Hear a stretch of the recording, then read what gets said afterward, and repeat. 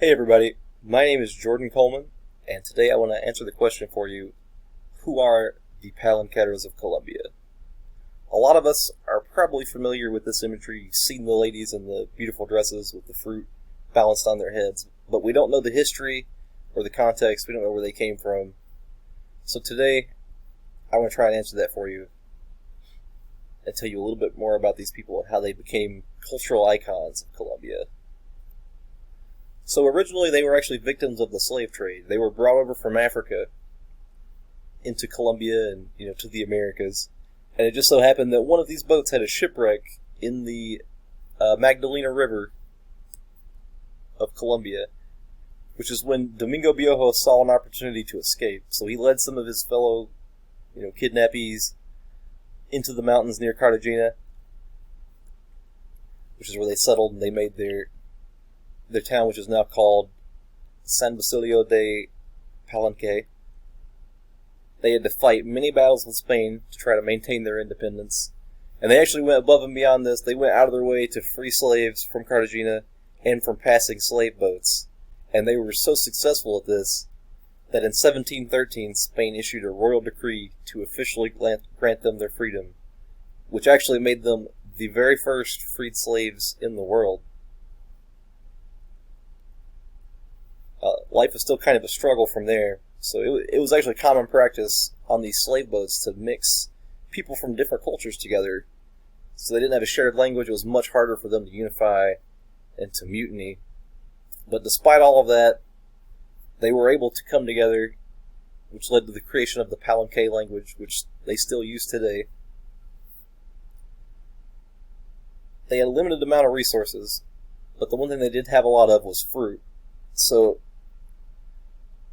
this is how you end up with Palanqueros walking 30 miles to Cartagena because they needed the resources. They needed to trade. And they were actually pretty successful at this, which ended up leading to more Palanqueros making the trip every day. And they've done this consistently for so many years that they've woven themselves into part of the history of Cartagena. And this independence that they've maintained has also allowed them to hold on to their culture.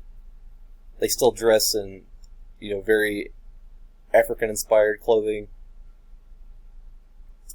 The culture in the city of San Basilio de Palenque has a very African feel to it. It's said to be alive with music and dance, which is how they ended up becoming cultural icons.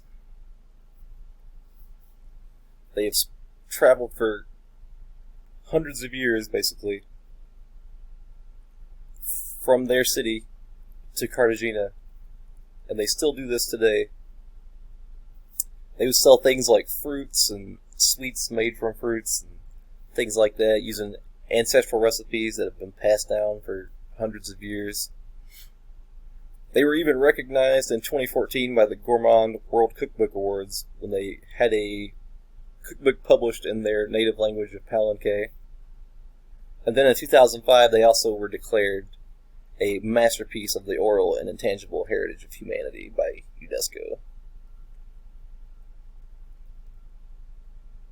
So, while most of us only know them for their appearance, the fruit and the beautiful dresses, they're actually a lot more than that. These are descendants of the world's very first freed slaves, and they are a testament to the human spirit that people who could be pulled from their native land would still find a way to survive. And not only survive, but thrive and be joyous.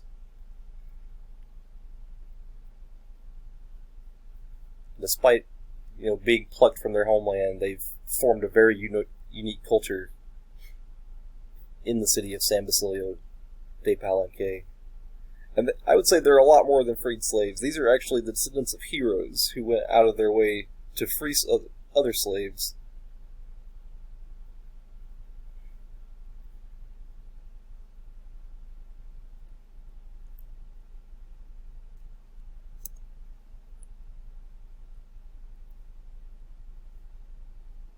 Alright. Well, thanks for listening.